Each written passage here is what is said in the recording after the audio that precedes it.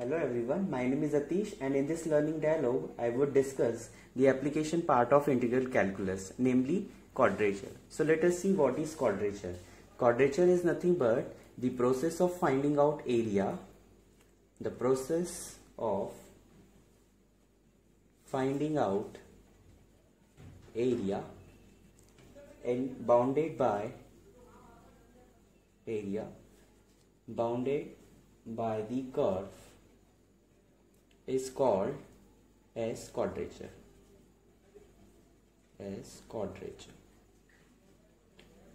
Okay, so now the next thing is, suppose you have a curve.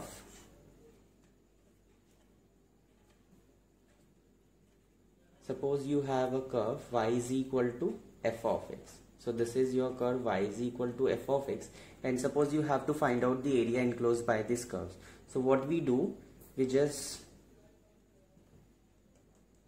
mark the point on the x-axis. This is x equal to a and this is x equal to b. Okay, so the area enclosed by the curve y is equal to fx, the abscissa x equal to a, x equal to b about the x-axis is given by area is equal to integration a to b y dx, or some people write it as area is equal to integration a to b. What is y? Y is equal to f of x. So you can write f of x dx. Okay, this is one of the case. Now the same thing can be applied for the curve x is equal to f of y, and you can able to find out the area enclosed by this curve about the y-axis. Suppose you have a curve like this and say this curve is equal to x is equal to f of y. So to find area bounded by this or area enclosed by this curve, what you need to do, you just need to get the ordinates. Suppose this ordinate is y equal to c and this ordinate is y equal to d. So area enclosed by this curve x is equal to f of y is given by area is equal to integration c to d x dy, or what is the other thing, you can write area is equal to integration c to d f of y dy. Okay, so these are the two things. If the two curves like x equal to f of y or y is equal to f of x, then the area enclosed by these curves about x-axis and or about y-axis is given by these two formulas. So without much ado, let us see, or let us take an example to make the idea more clear. One remark I would like to make before we start with the example is, this is a part of application of integral calculus.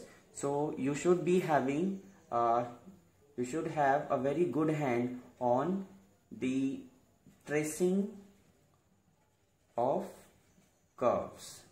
Okay, so it's a suggestion from my side that you should go for the procedure of tracing of curve to know the examples very nicely, because to find the area under the curve or area bounded by the curve or area enclosed by the curve, the first thing that we need to do is the tracing of curve. Once the trace is curve, you can able to find out area of that curve. Okay, so as I said, let us take an example to make the idea more clear about the given topic.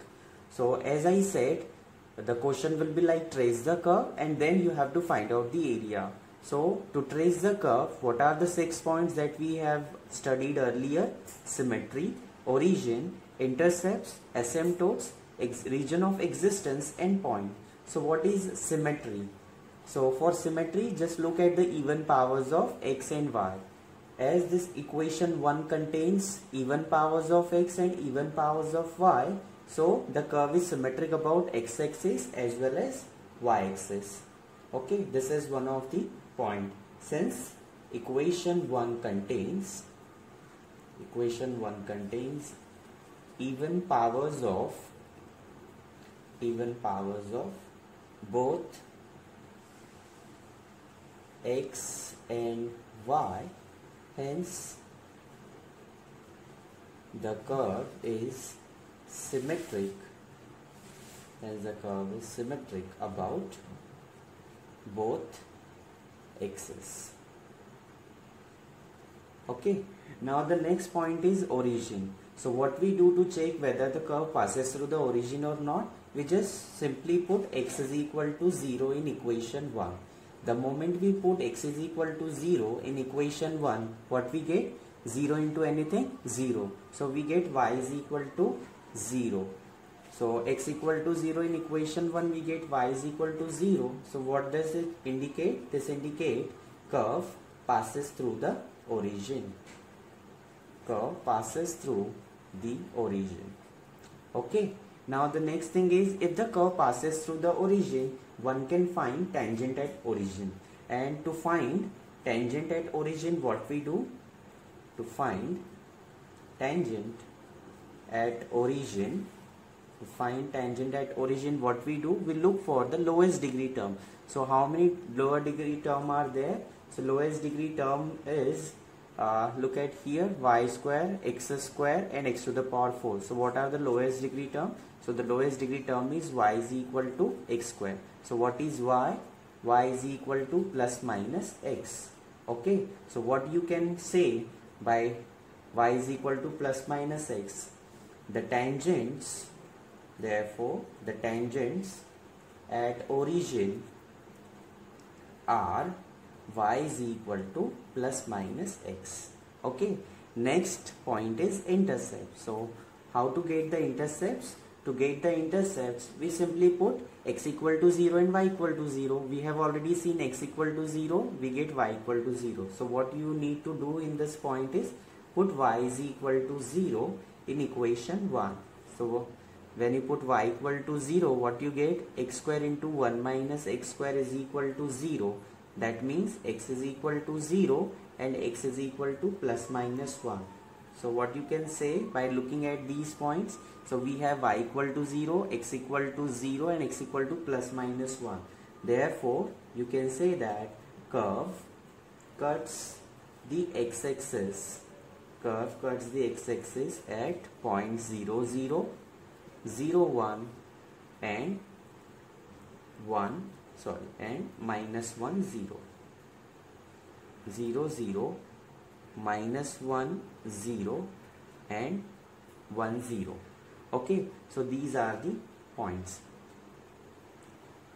The next point is asymptotes. So for asymptotes, what you need to do is you just look for the finite values of x so that y becomes infinity. Do you have any finite value of x, or can you predict any finite value of x so that y becomes infinity? No, we don't have any such value. So you can write no values of x, y tends to, for no values of x, y tends to infinity. Therefore, the curve has no asymptotes. One of the simplest point, no asymptotes. So the next thing is the region of existence. As you can see, we have y square is equal to x square minus x to the power 4. So if you put x is equal to 0, you will be getting y equal to 0. Okay. If you take x is equal to 1, you will be getting 0. Okay. But if you take values of x greater than 1, so for x greater than 1, this value will become negative. Y square is negative, that is y is imaginary. Y is imaginary means the curve does not exist for the values greater than 1. Also for the values of x less than minus 1. If you put any value less than minus 1 like minus 2 or minus 1.5, so this will gives you again negative value, and for the negative value of y square, y becomes imaginary. So from this what we can say, we say that curve does not exist for values x greater than 1 and x less than minus 1. Okay, so values of x will derive from -1 to +1. Okay, not greater than those values. So what are the points now?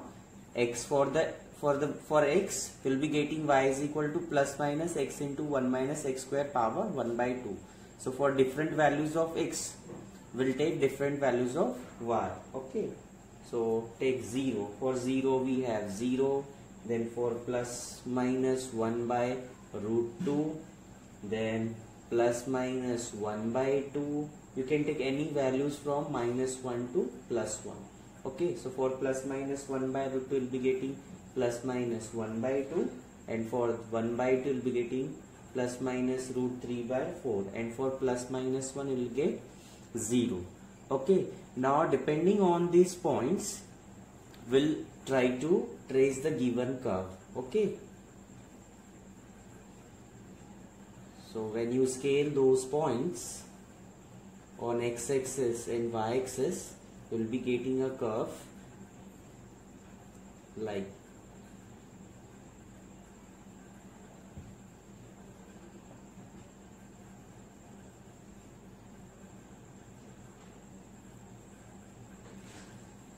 so. Such type of curve will be formed when you place these points. So this point is 1 0, this point is -1 0, and this is nothing but the origin O, which is known as node here.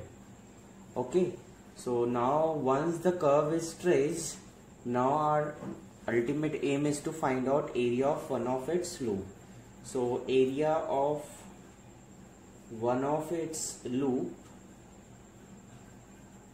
can be found out by taking a area of this loop. I can take any of the loop. So if I consider only the loop this one, so I will take limit from 0 to 1 and integrate this curve y dx. Okay, but if I consider this will be the half of the loop, but I want this also. So as this curve is symmetric about x-axis, so whatever portion we are considering about the x-axis must also be having the same portion below the x-axis. So you just need to multiply it by 2. Now you have everything, so just put up. So integration 2 into integration 0 to 1 y. What is y? From here you can write x into 1 minus x square power 1 by 2 dx. Okay, now I will recollect one of the result from elementary integration, which says integration a to b f of x into f dash of x into f of x power n dx is equal to f of x power n plus 1 upon n plus 1. Okay, so by using this result, what is my f of x? My f of x is 1 minus x square, and what is its derivative? Derivative of 1 minus x square is minus 2x. So I just multiply and divide by minus 2. Okay, so when I multiply and divide by minus 2, what should I get? This 2 get cancelled with this, and we remain with minus integration of this is 1 minus x square. So this minus I am writing as it is. Now integration of this is 1 by 2 plus 1 is 3 by 2 upon 3 by 2, and what are the limits? 0 to 1.